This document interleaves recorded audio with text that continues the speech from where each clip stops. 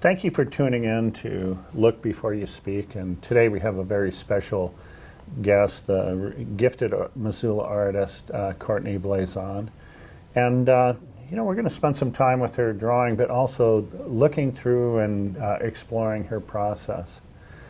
As you know, a lot of times in television, art programs focus on images for less than 1 or 2 seconds. So we want to take some time and really focus on the images and just slow down and begin to look at them and talk about them. And thank you so much for being here today, Courtney. Thank you for having me. Yes, and you're kind of known as a draftsman and someone who can draw. Yeah. Yeah. I am, which is exciting because it's quite literally my favorite thing to do. So that's good. Yeah. So. And you were explaining you branched out into using the tablet as well as working on paper or a paper matrix. Yeah. Yes. I picked up the tablet using the Apple Pencil. Last Christmas, I decided I was going to dive in and see, because just as a working artist, I wanted a medium that I could do actual jobs for people that maybe was a little more mobile for me. Mm-hmm. So if I had a day where I had a bunch of meetings or something, I could just bring this with me and still be able to work in between things. And I'm finding it surprisingly fluid and wonderful to use, although it's brought me to really loving paper. I mean, it made me love my paper products and my messy materials even more now that I've been using this, because it's so sterile in some ways. Yeah. Well, I don't want to interrupt you. I know that you wanted to work on a drawing. Yeah, I'm trying to get my pencil and jammed as we're talking, which is an artist technical detail. Yeah. And you work with pencil lead, and I know you work with colored pencils as well. Well, yeah, and a lot of my big pieces have been with Copic markers, which are an alcohol-based marker, and I use them on a printmaking paper, and they have this beautiful way of blending, which makes them extremely watercolor-y. Mm-hmm.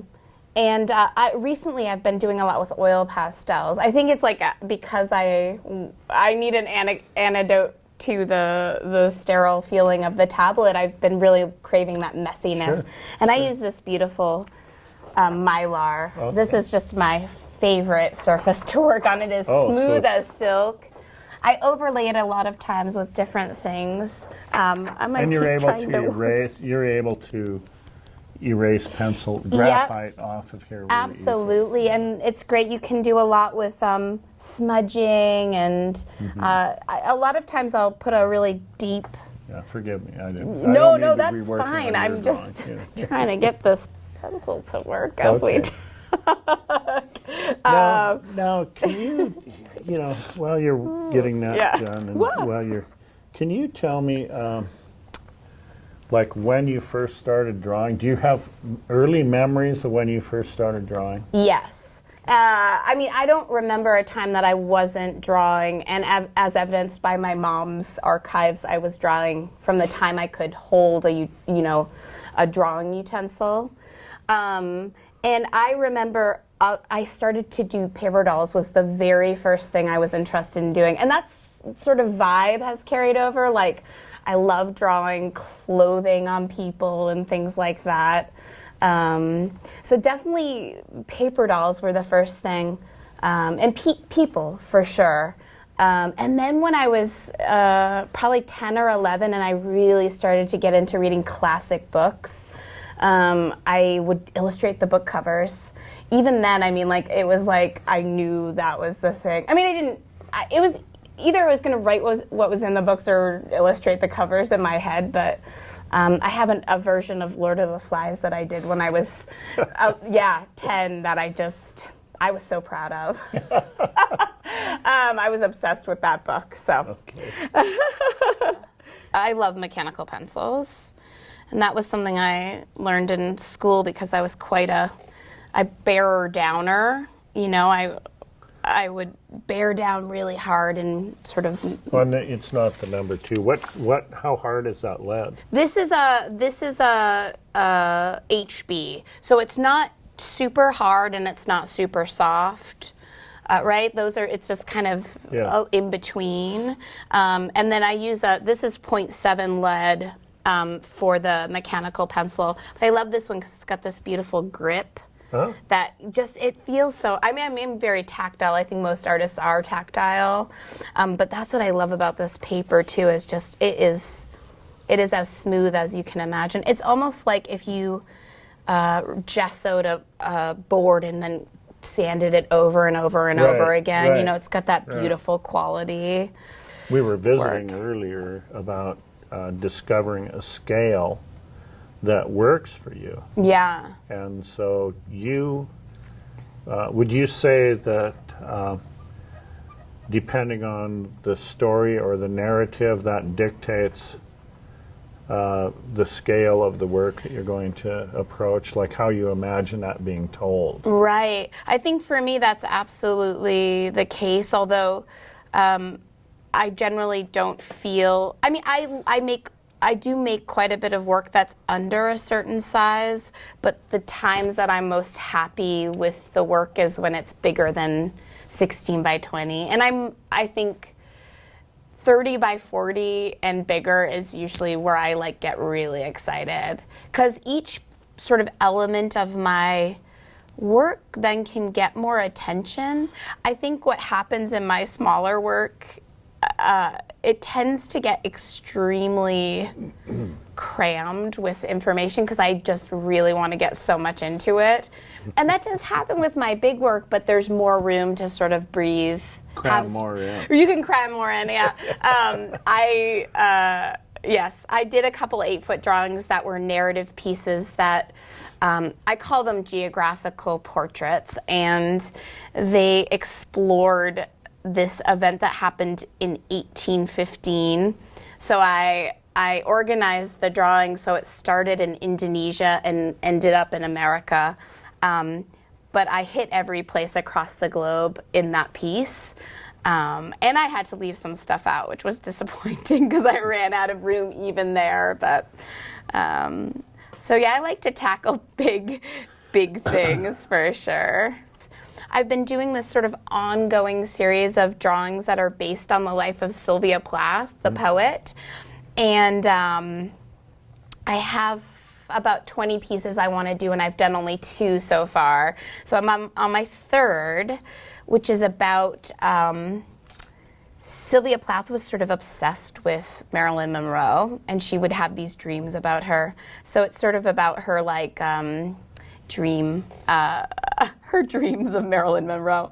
So I get to draw Marilyn Monroe, which I've never done. I'm not great with celebrity likenesses, so we'll see how that goes.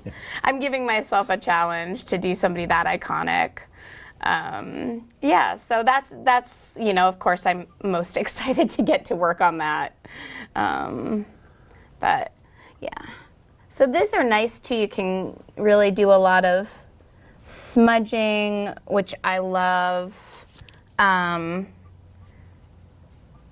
you can also lift, I use this little mono zero Tombow eraser, and I love it because it really gets, so when I do commissions, they're usually quite a bit smaller. Yeah. And so I really love to use this to pick up little details or pull out things, pull out highlights. Because on this, you don't usually use white on it. You just let the paper, or, you know. Sure. Yeah, and I love this too because you can lay lots of cool, I mean, when you have something underneath, you can get a whole different, a lot of times I'll lay these drawings that I do on top of like old wallpaper and things, and then it'll give us this whole other layer of sort of depth. And I'm not really sure what I'm creating. Yeah. Just kind of as we chat going for it. That's okay. I really appreciate you know, just talking about your process. Yeah. And you mentioned like when you were in, say, high school. Yeah. Then all of a sudden you probably were identified as an artist in the school.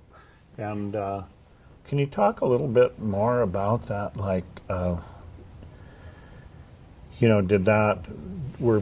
did your peers have expectations of you? Did they say, well, she's going to go away to art school, she's going to be the art star, Right. things like that? Yeah, I think so. I mean, I think the most remarkable thing about sort of having that sort of be the thing that people know you as is, well, once you get to art school, you realize you're in a school full of people who were also the art stars in their high school, so it kind of puts you in your place a little. Humbles you. And I think some people don't make it through that feeling of like, oh my gosh, I'm not the best here. That's for gosh darn sure.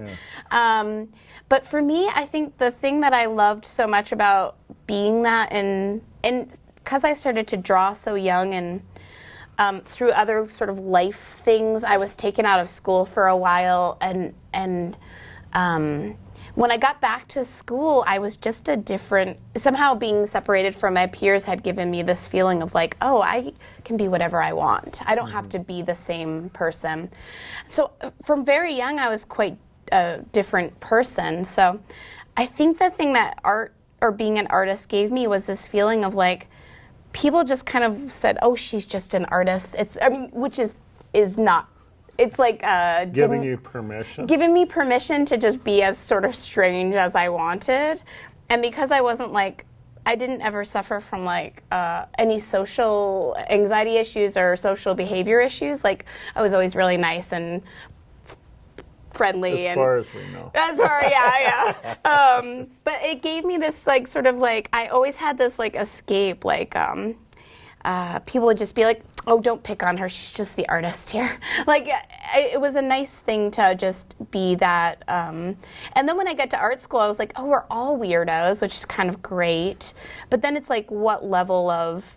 But then once you get to art school, you start to go, but this is not a competition for that. Yeah. Like, it's more just like, what are you actually going to do with this? Yeah. Oftentimes people, when they get to art school, they're also just becoming an adult. Absolutely. So there's all of these emotional changes. Yeah. And then you're thrown in with all these other really gifted people. And when you're talking about an implosion, I think it is coming to grips with adulthood. Yes, absolutely. And then you're just going, well, I'm not going to be creating. I mean, that became clear as well when I was in art school. Like, you know, the way that I am going to be able to make this a job is more just from my sheer willpower. But it is hard. It's hard. It's like I went to the School of the Museum of Fine Arts in Boston, which at the time that I went was as untraditional as a school can possibly be. And the youngest student was 16 and the oldest was 85. And it was a school of, I think, 350, just oddballs, like very, very odd people.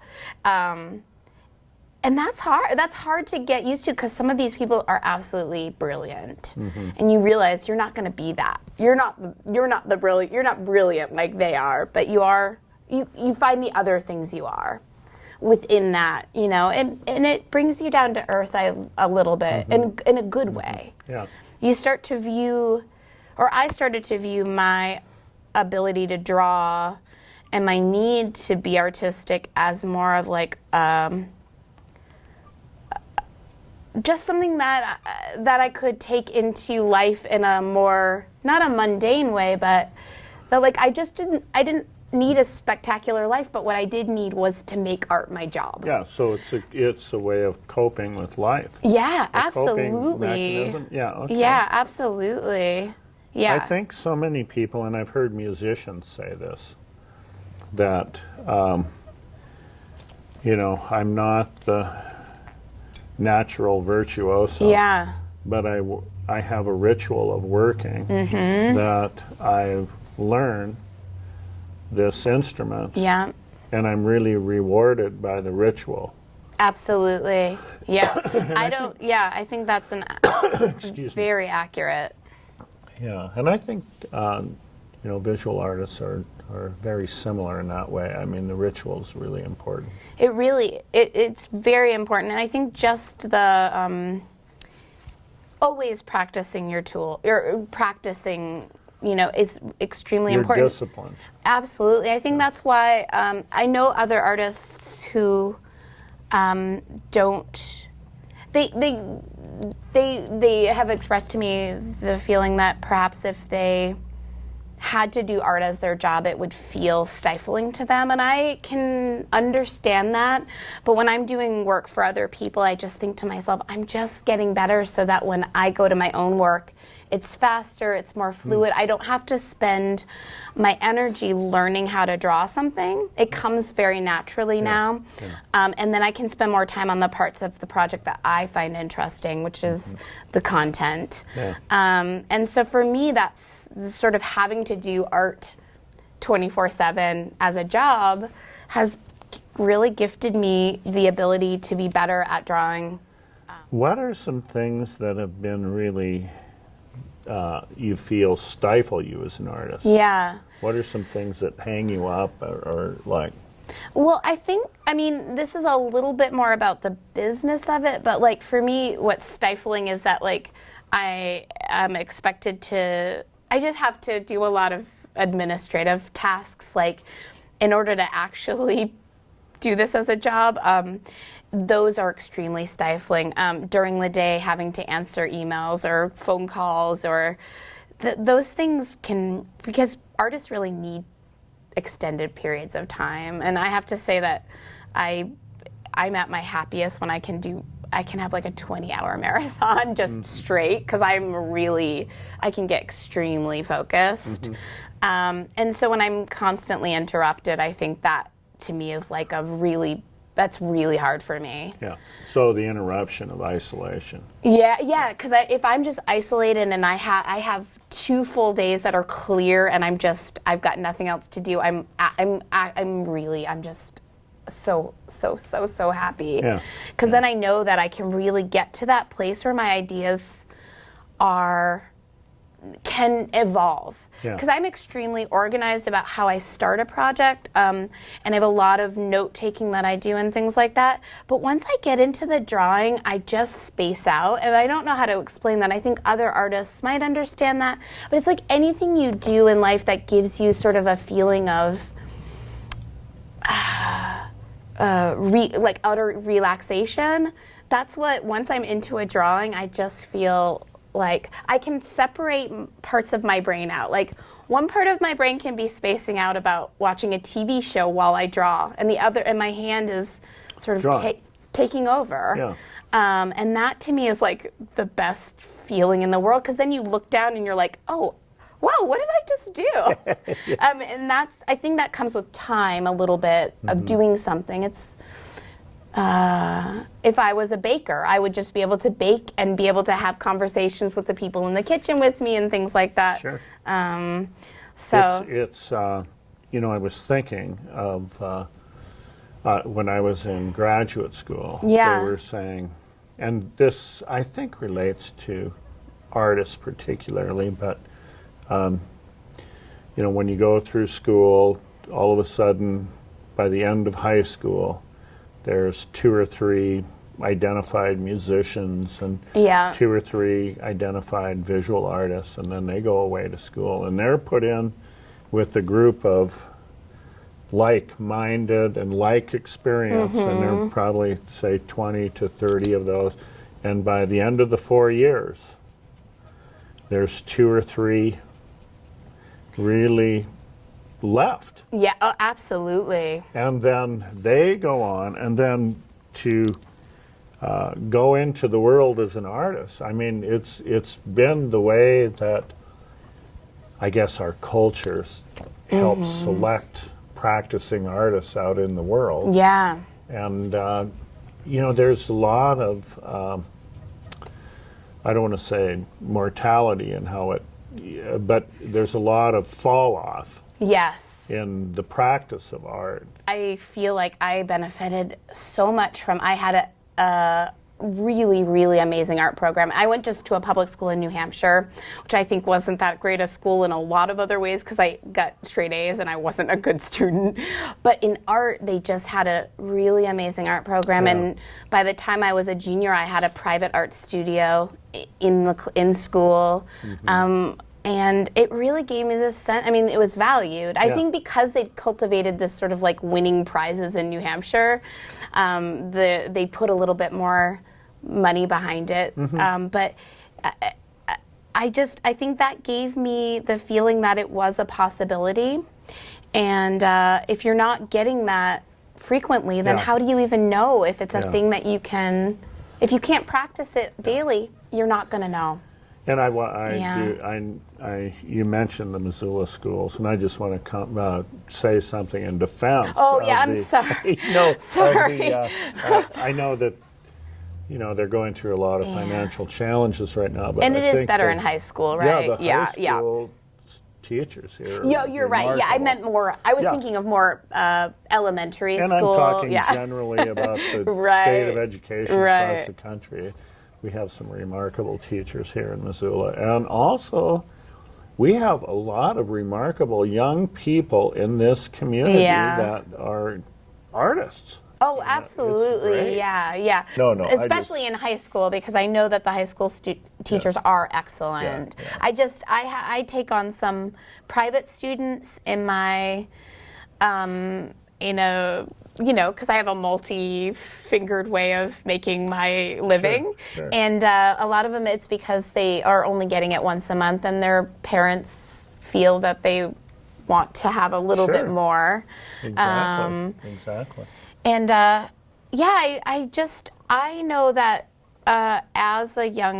when I was a young artist, that I used art to make the other subjects interesting to myself. If I had to, not math, I had a harder time finding interesting. But for instance, in chemistry class, I just couldn't get my head around any of this. But I did play violin, and I thought, well, why don't I just try to figure out the chemistry of how a violin is made? This is cross-disciplinary things, because art isn't just, it's not just one thing. It can be used in so many different ways. And it can be a teaching tool. It's like the appreciation of abstract art, which is so hard to grasp. But like Ellsworth Kelly, and he makes these color fields.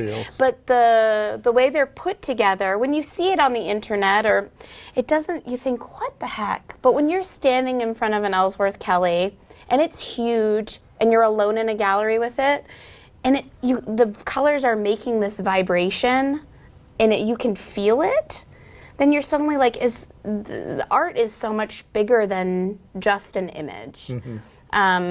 Because I don't know how to describe the feeling of hearing. You can hear those color fields playing against each other. I love that feeling too. I think that we're talking about this process of going through life and being an artist in different stages. And I think one thing it does is reinforce tolerance. Yes, tolerance absolutely. of other ways in which people think.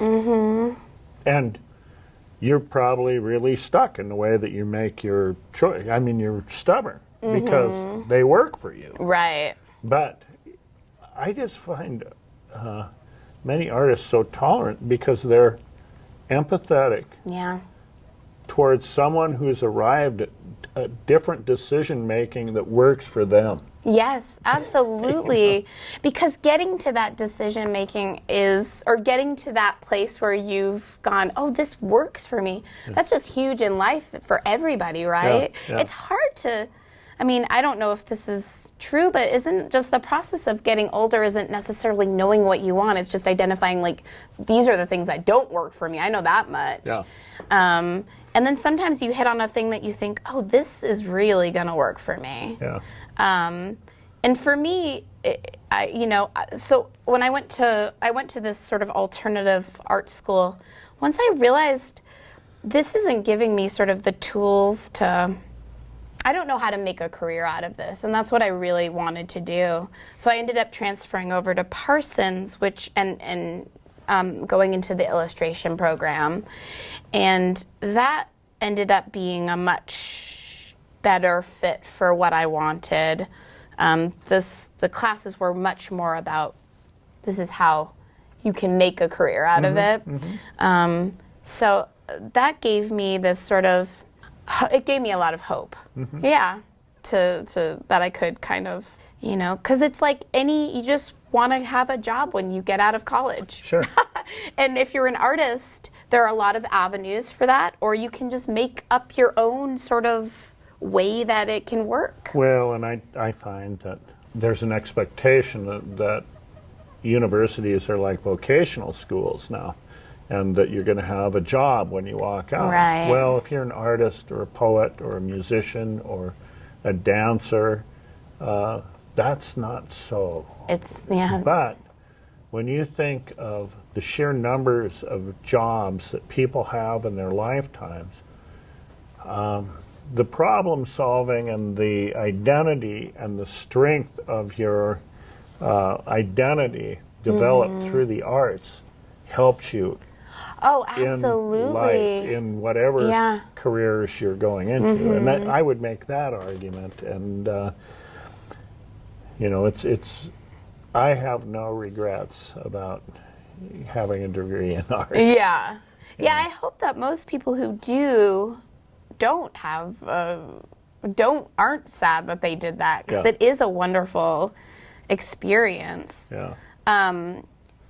You know, and I do think you're right. It does sort of strengthen you for whatever you're gonna, and also because art school, I mean, I don't know how it is at different schools, but at least at Parsons, I mean, you're basically being sort of put down like a lot, like you're criticized a lot. You know, your classes are meant to improve what you do, but in that way you are sort of challenged outside of your Well, those are avenues of trying to find ways that criticism can be constructive and not Yes. just holding you back. Right, but I think some people, if they haven't, you know, I had a friend visit me once at school, and he came with me to a class, and he was like, "You're paying how much a year to have people tell you that you're crap?" And I was like, well, I mean, I can see why you would say that, but I mean, what happens though is when you get out of school and you are trying to find the way that you can